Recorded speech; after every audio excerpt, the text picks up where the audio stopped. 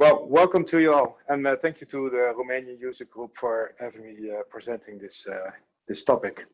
So we had 45 minutes, and we're still 10 minutes on the run. So I make it a little bit quicker than if it's possible. But I want to show you something of myself. This is me. In the summer, I like to run. And like 3 years ago, I started my own company, database consultancy. I'm a freelance database consultant. I program in Apex and sometimes also Oracle Jet. So I'm, like I said, I'm also for 3 years now an Oracle Ace. That means I talk a lot about Apex or Oracle stuff. I also Twitter, so you can follow me on Arentsen. That's my Twitter handle. So what I'm trying to tell you in this session is not that I'm trying to convince you to need to know more about Oracle Jet, or that everything is true what I say, or what I say is true, but you don't have to use it if you don't want to, of course. I'm not trying to convince you, I'm just seeing opportunities and that I would like to share with you. Well, there are more people that like to share stuff with you, and if you know someone who you think should be part of the ACE program, visit then our website, and you can nominate someone or yourself if you think yourself is very active in Oracle, sharing Oracle stuff. So to the presentation. In 2016 it happened. So around Christmas we got this present from Apex called Apex 5.1. It's 4 years ago. And in that version Oracle Jet was introduced in Oracle Apex. And before I go on, I would like to show you something about the infrastructure. So what we do, we visit the browser and we program in our browser and we use our application also in the browser. But our data and our application are stored in a database. So between the browser and between the client, there's this Apex listener, ORDS, and it's translating the data from the database to your web pages. It's rendering that web pages. And what it's also doing, it's getting some information from the static files area. So there are some HTML parts maybe in there, but CSS files are there. There's JavaScript in there. There are all kinds of images. So it gathers some information from the database, takes some static files with it, and it shows you this rendered page. So that's a little bit how Apex works. So Jet is different. In Jet, everything is stored in files. So nothing is stored in the database. So it's all static files. And what Jet does, it's getting part of your page from a website, from a server, and it shows it to you. And when you click another component, so you browse to another page, it's just getting some more information from this website. So it's all in files. And what you can say, if you place both diagrams next to each other, you can see that you can put the architecture of Jet in the static files area of the Apex architecture. And in fact, it is like this. So there is a directory on the web server and in the images directory, and the whole Jet installation is over there. So we can access these Jet components if we like to do it. And that's what I'm trying to do in this session. I'm trying to access these Jet components and reuse it in Apex. So if you think of Apex and Jet, the first thing we all probably know is that it's used in charts a lot. So in Apex, I think almost every Jet chart is implemented in Apex nowadays. And these are a few of them. But in Apex, we call it charts. And in Jet, we call it visualizations, because it's not all charts. So these are the charts of Apex. We call them all chart, and in Jet, we call them OJ chart. But in Apex, we also use the OJ status meter gauge. And we call the OJ Gantt also chart in Apex. But in fact, these are visualizations. Okay, so more about these later on. Yeah, just keep it in mind. So if you want to create a chart in Apex, it's probably very easy. Most of the time, you spend more time on creating the correct view for your chart than creating the actual chart itself. So step one is creating the chart, the region of the chart, like any other region. And then step two is you fill in some,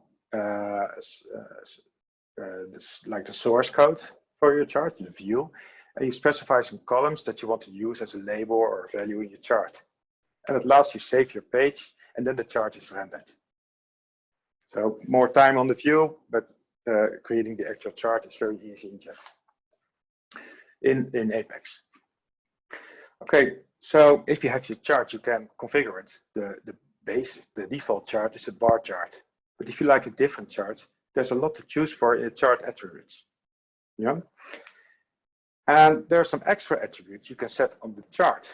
So in fact, there are a lot of attributes you can set on a chart. And even for the series, you can set also a lot of preferences. And then you come in with the axis, and at the axis, you can also set a lot of preferences. And when you do this, you don't know this Oracle Jet charts on the background. So you're actually setting Oracle Jet preferences on the background. Yeah. So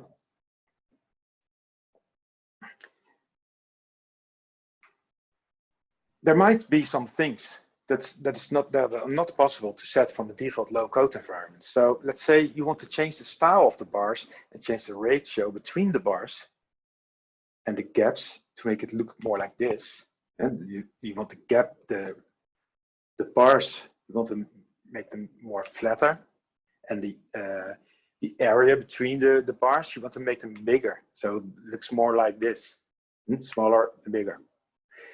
But how can you do it? So if you don't know where to find, it can be very hard to solve this problem. But with a little know-how where you can find and where you have to look, it maybe isn't that much of a problem. So the first place to look is to look at the Oracle Jet Cookbook. So in the Oracle Jet Cookbook, you can see a lot of examples, not only on Jet visualizations, but also on other Jet components. And beside these examples, you can tweak the examples, and all the source code is there. So the JavaScript part is there, the HTML part, and you can tweak things around. Again, many settings are already available in Apex, so maybe this isn't necessary, but if you think in what the possibilities are, you can start here. So for our problem with the bar gap and the width of the bar, I found two settings in the Jet Cookbook, and that one is the bar gap ratio, and one is the maximum bar width. And I played around a bit with it, and I found out that, well, this looks nice. This can I use, but how can I use it? So I looked it up in the source code, and there was a nice sample with it. And yeah, the only thing I had to do is I had to put some options on the chart. But I needed to know more about, what these options are. So what you can do is to go to the second side. Second side is the JavaScript documentation, the JS docs of Oracle Jet. And here you can find all the attributes, events, methods of all the Jet elements. And if I scroll down this page and looked up the OJ chart element, I found back the bar gap ratio and the maximum bar width with the descriptions of it. So now I know how to use it in Jet. I need to set these two styles to use it. So in Jet, we need to set some options. But we have to put the Jet options somewhere in Apex to make it work. So and that is done in the chart JavaScript initialization section of Apex. So in Apex, if you create a chart region, you go to the attributes, and if you scroll down, you see the JavaScript initialization code. Well, this is the place where you can put personal stuff on initialization time of the chart. You will find this section also in the interactive grid and some other elements. So let's zoom in on this JavaScript initialization code. First, we start with the function declaration. And the options parameter is needed because Apex will call this function with an option parameter with the current options filled in. And now we can change the options. So what we do over here, we add the two options we found in the JavaScript documentation. Yeah. So we press save, run our page, and our bar chart that looked like this suddenly looks like this. Great. With very little effort, with a few lines of code, I changed my chart. But as I said a couple of times, there is a lot in Apex already. And maybe I didn't look right at the right place, but if you look at the help screen, you will see that if you change the Z value of the chart series, you can use it for bar width and for setting the bar width in a bar or combination chart. So at the end, the result will probably be the same, but you see that you can change some options and change the appearance of your chart. So until now, we discussed how to set the jet charts via no-code option, which is impressively advanced. And then we talked about adding some options and tweaking the jet charts a little bit with the JavaScript initialization code. So now it's time to dive a little bit deeper. Okay, so say it's not possible to make your chart behave the way you want, and there's no low-code options, and there's no no-code options. So then you have to dive deep and go for the full control approach. So what you can do is you can still change some chart options dynamically using JavaScript and some APIs. So we're going to try that. So in your browser, you can open the inspector. So open the console, and first we need to know is what region the chart is in. So we can get this information via the Apex JavaScript API.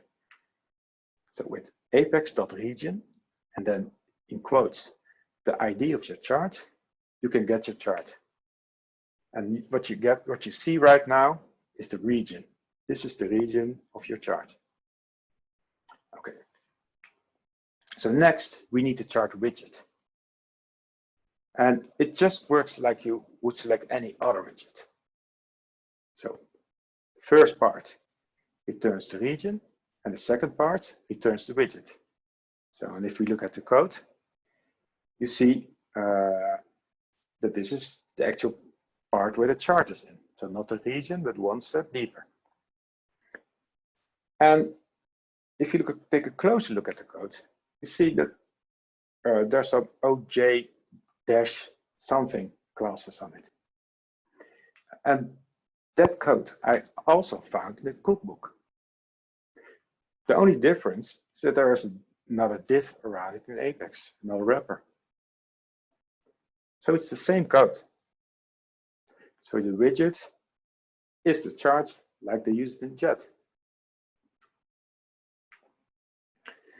So if we go a little deeper, we can also run an OJ chart function on the widget. This will also return the widget. So this goes for the chart. As you can see, this is the OJ chart. So for other visualizations, you need other widget types. So the OJ Gantt is not a chart, it's a visualization, but in Apex you use it as a chart. Therefore, if you go this deep, you need to use the OJ Gantt function instead of the OJ chart function. Yeah. So we have the OJ chart, we're using the OJ chart. So what we now want to know is what options are already set. And this is not well documented. Maybe it's good, but no, we can get the options. So at the moment, if you use this, this comment, the options object is returned. And if you scroll to the options, I will zoom it a little bit out, you see that the style defaults are already set. And these style defaults are our style defaults that we've set. And remember, we're still in Apex, and these settings are taken from Jet. You know? So if we want, because we now can access the options, we can also change the options, and we can change it dynamically. So therefore, we need to first save our options in the variable. Then we change the options variable, and we change the style defaults. And at the end, we apply the options by passing options object to the OJCharge function. So this works very nice, but not all options are available. So be aware when using this. So next, let's go back to our region. So we want to get some information when the user selects a bar. I think this situation is more appropriate. So if you click the bar, we want an action to be done. So I click the bar, and let's say a message. We want to show the user a message, but we also can update some other stuff. But now the message is here. So where would we go? Well, we would go to the Oracle Jet cookbook, because in the cookbook we can find more about the chart, maybe more about events. And if we cannot find it in the cookbook, we go to the JavaScript documentation. And in this JavaScript documentation, I found it. There's this OJ option change event, and it will go off every time an option changes. So let's hook up a listener to that one and display our message. So we are still in the console. We're not in Apex, we're still on our page. So we get our chart widget, and we put a jQuery event handler on it. It's called OJ option change. So on that event, we need to do something. In the documentation, I saw that the callback contains two elements, two parameters, the event and the object. And if the object.option contains the word selection, then it means something is selected. And we want to send an alert, and the alert contains the option value.group, because that's the name of the group. Simple code, just found it in the JavaScript documentation of Jet. So let's click the bar, the event handler goes off and recognizes selection, and an alert is displayed. Now, very cool, I love bananas. Okay, so before we go on, there's one more thing I want to tell you about charts. You can go to apex.oracle.com, and you can find a lot of interesting chart examples out of the box. You can also install this app, as it's a productivity app, and you can install it in your own database. It's called Sample Charts, and just take a look around over there. Next is the Jet Cookbook. This version I showed you over here is 4.2.0, that's Apex 18. But the newer version, you can also pick a newer version, go to a newer version. And of course, the URL to the JavaScript documentation. So another thing where you can talk about, where you can think about, but not probably the first thing, is items. So charts are Jet, Jet charts. But items, do we use them as Jet items in Apex? Well, in Apex 5, there were no Jet items in Apex, but with Apex 18, the text field with autocomplete is replaced with an Oracle Jet variant. And the new item is based on the OJ input search. So you can see this if you create the item and compare the source code. It still works practically the same, only the settings are a little bit different. You can see this, this example over here. This is the Apex 5 example. And you can see that it is input, the type text. It's a normal text input type, and probably there's some JavaScript behind it. In Apex 18, we'll see that there's a regular div with an OJ input search class on it. So on that, I found it a little bit strange that it was a class on it and that wasn't an HTML element. So I looked it up in the JavaScript documentation and in the cookbook, but I couldn't find it in the cookbook. And when I looked more back and back, I saw it in the JavaScript documentation of Jet version 2.02. So it was introduced in Apex, Apex 18, which uses 4.2.0 in Apex 5. That was the last version where we used Jet 2.02. So it was a little bit old. So in Apex in Jet 4.2.0, this element didn't exist anymore. And in Apex 19, we're even on Jet 6.1. Apex 20, we're at 20.1, we're at 7, I think. So I looked a little bit further, and a few moments later, I came across a release note blog written by John Brock, and I noticed that the OJ input search was replaced in version 4.2.0. So that functionality that can now be used via the combo box 1 component. Yeah, that is this component. And we don't have that component in Apex yet. So maybe that's something for the future. So besides charts, we also have some items that are changed to use Jet. And I think this is pretty cool for us as developers because it's very important to know something about Jet now. Yeah? And just as the adaptations we made on the charts a few minutes ago, we of course can also make these changes to the items to behave them more like we would like them to behave. And if little tweaks are not sufficient, you can also create your own plugin using Jet functionality. So there is a lot to find in the cookbook. You have to really go to there and scroll and look. And some of those elements in the cookbook are very easy to use in Apex. Others are a little bit more difficult. But if you need something, you can use it. You can take it and create your own Jet plugin. So there are not many people that did this until now, but it's fun to do. And I warn you, you get infected with the Jet virus in combination with the Apex virus.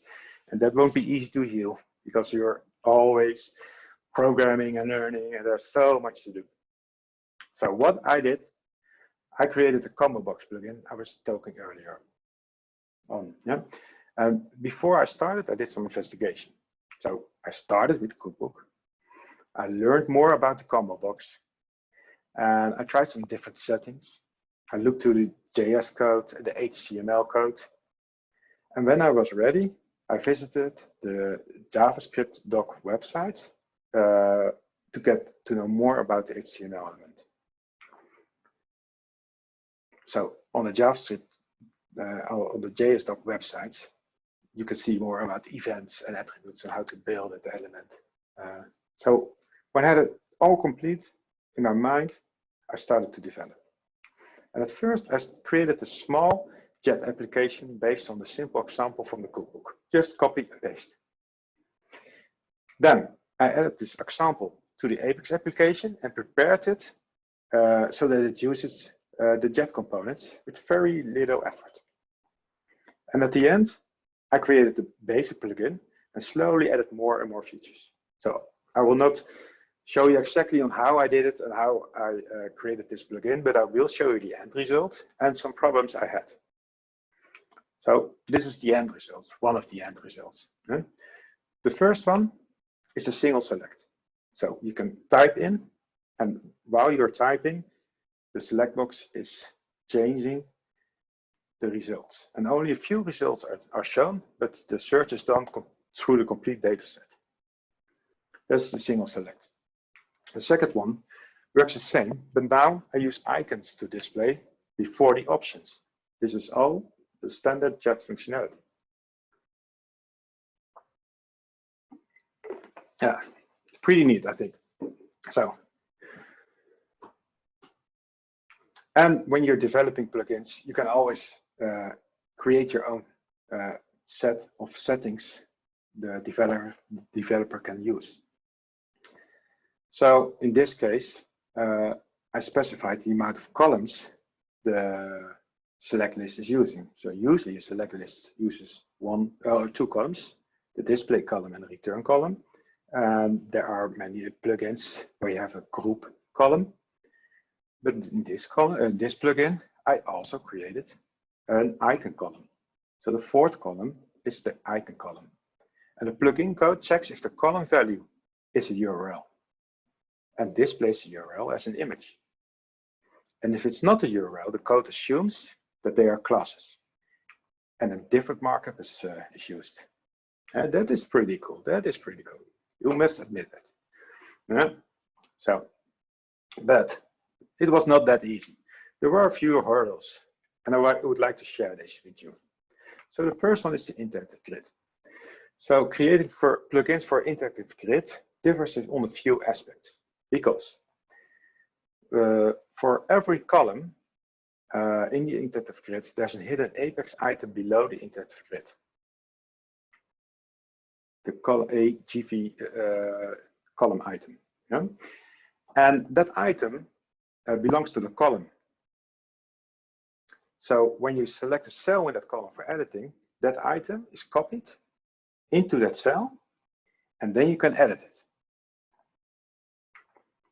Like this.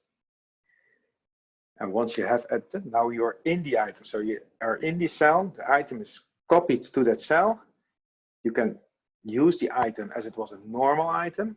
And when you're ready with editing, so when you're exiting the cell, the display value of that item is shown.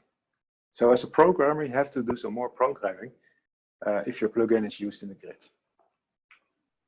The second hurdle was knockout. So knockout is very useful if you use responsive displays.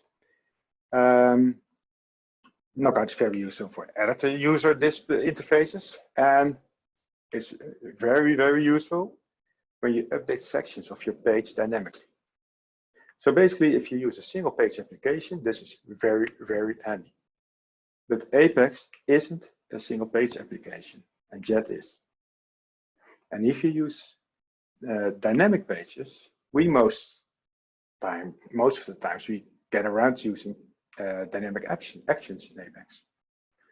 So knockout is not necessary to use in Apex because it really doesn't add that much value. It makes it more fancy, but Apex isn't single page application. So it makes it more complex. So in that also I found out in my plugin. I started from Jet, which needed knockout, and I implemented this the same way in Apex, which caused me some troubles, of course. So one of the troubles was the delayed loading of the item. So because I use Jet and knockout, I use require, and then there's a callback function on it, and it's the displaying of the item is in fact an asynchronous call. So in Apex, the data's fetch delayed, but in Jet also the items are fetched delayed. So all the items were on the screen, and my item came a little bit later than expected. And I tried to show you that in this video. So let's refresh a couple of times. So that didn't work as expected. Well, maybe you see it now. You see it's coming on the screen just a little bit later. So, and that has to do with the way we bind the knockout element. So we used to do it this way. So we use the data binding, and when you load knockout on the page, it was replacing the DOM element with the element you defined in the data binding. So this input item was replaced in an ATS call after knockout was loaded by the OJ combo box. So that took some time. Okay, that was the data byte and the OJ combo box. Yeah. So the new way of working is by using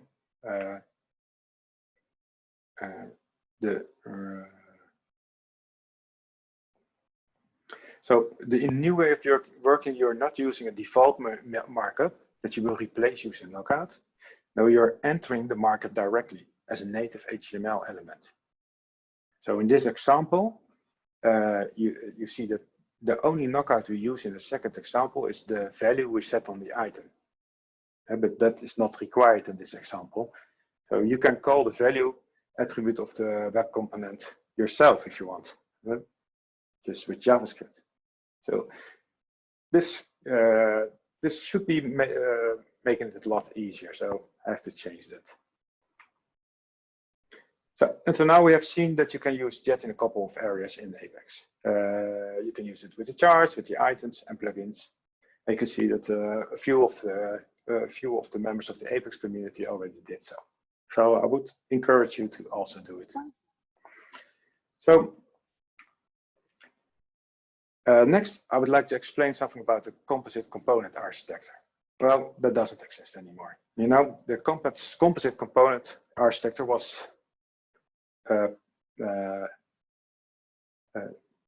it's just called web components because that is what they are. You know, so we don't talk about this anymore. We talk about web components, and in fact, it's a Jet web component architecture. So I like to explain this to you because then you really have an idea of what web components are. So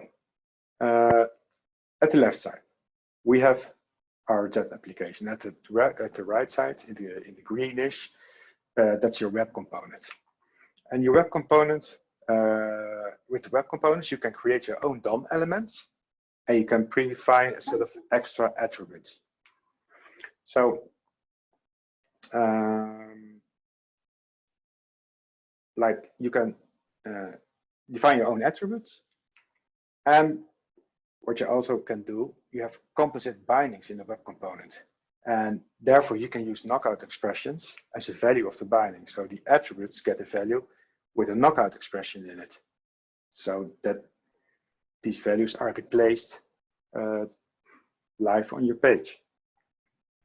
So, and at the end, as a part of your component, your model, your view model, your CSS, your JavaScript, everything is in this component, and it's all distributed together. So it's like a little bit like an Apex plugin, but not really, because now you're creating your own DOM element, and you can use it everywhere. So now that you know sort of what web components are, we're going to see how to use them in Apex, without knockout. So for this, I used a manual written by John Snyder on his blog. So we start the same. You go to the cookbook and look for the elements you need. If you have found the element, in this case, a line diagram, you can try it out and get more into detail. And at last, you copy the markup and go back to your Apex application. So in your Apex application, you create a static region on your page. And you copy the markup, you paste the markup in this region. And for our convenience, we just give it a static ID. Second thing to do is on your page, reload Jet by including a JavaScript file which requires Jet syntax.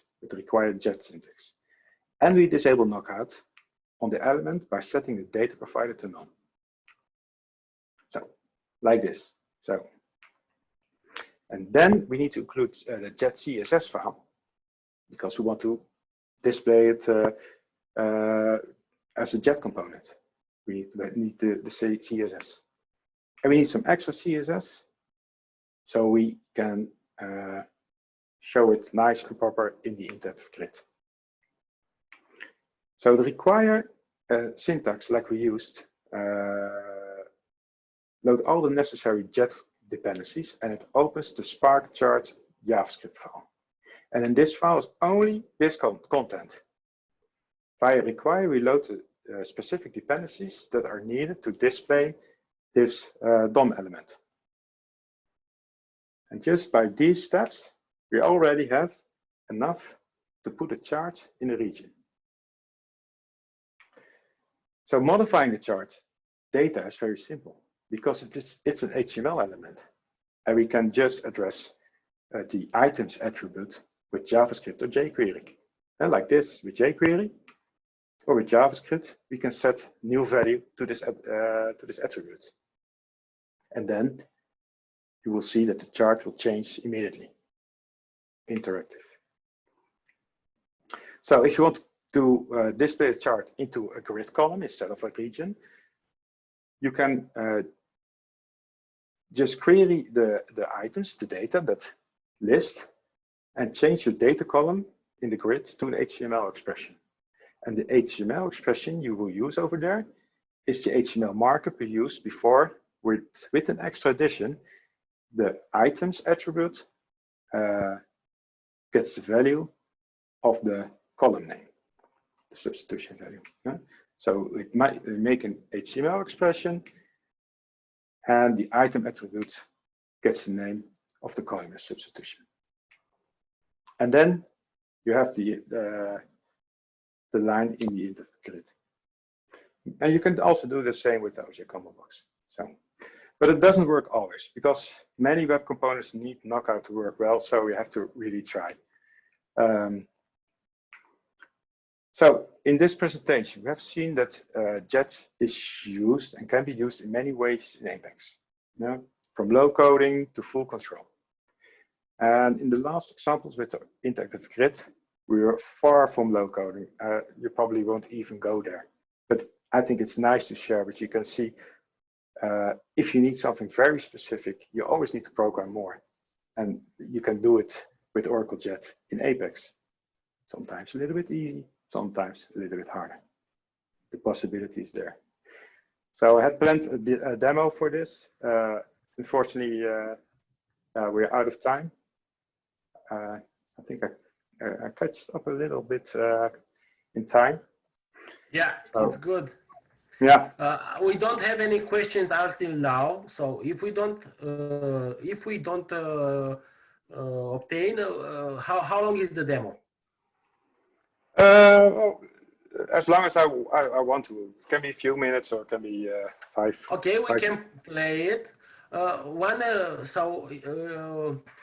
Maybe so you have the demo and you want to explain it, isn't it? Is it correct? Yeah, yeah. I just walk through it. Okay. So yeah, if there are no questions at this moment, I would suggest to show us the demo. Okay. So in the first part of the presentation, I talked about the chart, and that we clicked on the bar chart. What I did in this demo. So the chart click, and the only thing I did, I just created the normal chart, and I created a dynamic action which is on the region, and the custom event is OJ option change. I found that in the JavaScript documentation. And what I did over here, based on that event, I do some JavaScript like this code you recognize from the presentation. I get some data out of it, and that in the data is the department number. So I saved the department number in an Apex item, and after that I refresh the AMP area which needs the AMP region with where is it? Yeah, which needs the department over here. So the AMP needs the department. So in practice, these are the departments. If I click on department, the region is refreshed. So And if I click another one, the region is refreshed with the new department info. Okay, so that, the second one is a very short, and this is only the example of the OJ input search, the input autocomplete in Apex. I did nothing to it. Well, over here we have the interactive grid example. I think I showed it. And this is another example that I took from the OJ cookbook. So in the OJ cookbook, you can also find demo web components. So what you can do is in the same way I did with the interactive grid. What I did over there is, let's go to the memory. I include a JavaScript file using the required jet syntax, and I include CSS. And what I also did, in the JavaScript file, I copied the JavaScript code that I found in the cookbook, and in the source of my region, I copied the HTML part from the cookbook. It was just copy and paste, literally. So for the no dynamic actions, no processing. So if I open the page, I get all the dependencies with images correct, and I can play my jet game. So it's a memory game. I'm not very good in memory. I used to be very good. I was playing it with my grandma, of course, and then I won. So, and this you can do with jet. So this is just a simple way to show you that you can share your jet components between jet application and Apex and put them in Apex with very little effort. So I see there's a question, am I right? Yes, there is one question. Is the demo available somewhere? I believe it's not yet available. I can put it on my GitHub site. It's just an export. So. Okay. I have one question. Yeah. Regarding the management of the code. I've seen that you populate the dynamic action, and but in how do I say, do you use files, JavaScript files, or and just call in the region the files, or you prefer to copy paste it in the items in Apex environment? Yeah, I get what you mean. So in the where's my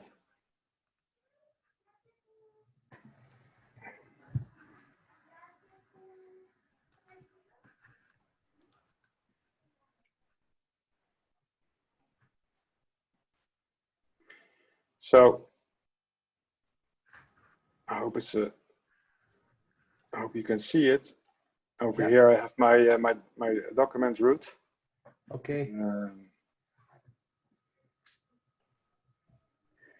Okay. Okay, so I have my document root, and most of the times what I do, I make sure my JavaScript is nice in files in the document root.